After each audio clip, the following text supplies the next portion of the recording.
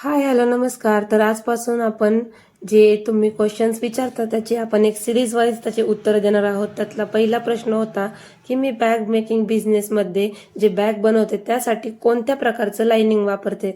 तर आजच्या व्हिडिओमध्ये मी स्टार्टिंग पासून बॅग बनवताना काय काय वापरत आले आणि आता सध्या माझ्या बॅगमध्ये एवढी फिनिशिंग येते तर ती कशामुळे, याची उत्तरं आजच्या व्हिडिओमध्ये तुम्हाला मिळणार आहे. तर व्हिडिओ शेवटपर्यंत बघा आणि चॅनलवर नवीन असाल तर आपल्या चॅनलला सबस्क्राईब करा आणि नेक्स्ट क्वेश्चनसाठी कमेंट नक्की करा. तुमच्या क्वेश्चनची सुद्धा उत्तरं तुम्हाला नक्की मिळतील. तर सगळ्यात पहिलं जेव्हा मी स्टार्टिंगला बिझनेस हा माझा चालू केला, जेव्हा घरून मी चालू करायचे तेव्हा मी हे तांदळाचे किंवा जे आपले पोते येतात तर त्या पोत्यांचा मी तो यूज करत होते. याने सुद्धा फिनिशिंग चांगली येते आणि हे पोते वापरायला सुद्धा खूप चांगले असतात आणि साध्या मशीनवर सुद्धा याची शिलाई खूप चांगल्या प्रकारे बसते. तर नेक्स्ट आहे फोम शीट. हे आपल्याला कुठेही सहज मिळून जातात. जसे की आता आपण जे नवीन कपडे आणतो त्यात सुद्धा ही अशा प्रकारचे फोम शीट मिळतात. तिथून तुम्ही सुद्धा ते घेऊन त्याचा वापर करून स्टार्टिंगला घरी बसून हे आपले बॅग बनवण्याचा जे ट्राय आहे ते करू शकता. घरी बसून तुम्ही बॅग बनवण्याची प्रॅक्टिस करू शकता. तर नेक्स्ट आहे ही स्पंज शीट.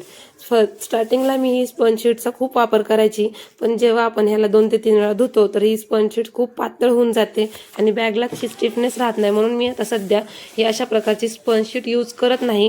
आणि आता सगळ्यात जास्त इम्पॉर्टंट गोष्ट म्हणजे ही रबर शीट. आत्तापासून मी जे कोणत्या बॅग बनवते, छोट्या असो मोठ्या असो, सगळ्या माझ्या बॅगमध्ये ही अशा प्रकारचे रबर शीट आहेत ते मी वापर करते. हे रबर शीटमुळे पण स्टिफनेस खूप छान येते, बॅगला एक चांगला लुक येतो आणि बॅगसुद्धा आपल्या खूप जास्त दिवस टिकतात आणि सेम मार्केट स्टाईलमध्ये आपल्या बॅग रेडी होतात.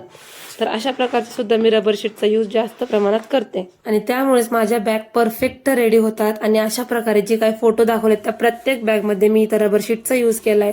जर तुम्हाला माझ्याकडून कुठल्याही प्रकारच्या बॅग्स हव्या असतील तर इथं व्हॉट्सअप नंबरवरती तुम्ही मला मेसेज करू शकता. आणि नेक्स्ट क्वेश्चनचं तुम्हाला कोणत्या प्रश्नाचं उत्तर हवंय हे मला कमेंटमध्ये सांगा. त्या प्रश्नाचं देखील आपण लवकरात लवकर उत्तर देणार आहोत. आणि अशा प्रकारे हे चारही प्रकारचं स्टार्टिंगला जेव्हा तुम्ही करता तर पहिले 2 प्रकार तुम्ही वापरू शकता. नंतर जशी ग्रोथ होईल तशी तुम्ही नेक्स्ट ऑप्शनचा यूज करू शकता. आणि अशा प्रकारे आजचा आपलं पहिलं क्वेश्चनचं इथं मी तुम्हाला उत्तर दिलंय. तर भेटूया पुढच्या व्हिडिओमध्ये पुढच्या प्रश्नासह. तोपर्यंत बाय बाय.